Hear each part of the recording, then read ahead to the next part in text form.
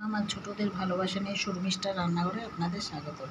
আজকে আমি এই যে কাঁঠাল বিচি বাটা করব।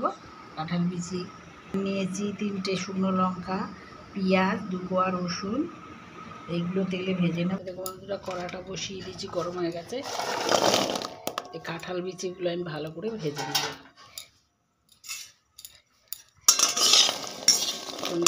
কাঁঠাল বিচিগুলো ভেজে নেব।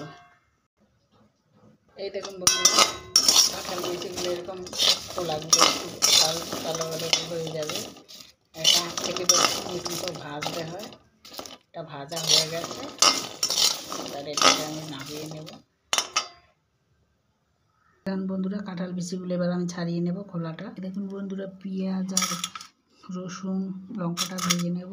আর এই দেখুন আমি ছাড়িয়ে নিয়েছি কাঁঠাল বিচিগুলো। কড়াটা বসিয়ে দিয়েছি, তেল দিয়ে দেবো। লঙ্কাটা দিয়ে দিলাম, লঙ্কাটা একটু নেড়ে নেব। এইবার এগুলো ভেজে নেব। এই দেখুন, এটা আমি লাল লাল করে ভেজে নেব। এই দেখুন বন্ধুরা, পেঁয়াজ আর লঙ্কাটা ভেজে নিয়েছি, রসুনটা। বন্ধুরা, এইটা আপনারা চাইলে মিক্সিতেও করতে পারেন। এবার আমি কাঁঠাল বিচিগুলো এইভাবে থেতো করে নেব। এই দেখুন বন্ধুরা, সব থেতো করে নিয়েছি। এভাবে আপনার মিক্সিতে এটা করতে পারেন। এবার নুন দিয়ে দিলাম। এবার এটাকে আমি বেটে নেব। দেখুন বন্ধুরা, একটা বাটা দিয়ে নিয়েছি। এবারে লঙ্কা আর পেঁয়াজটা এটার সাথে, এই দেখুন বন্ধুরা, বাটা হয়ে গেছে। এই বাটাটা খেতে খুবই ভালো বন্ধুরা।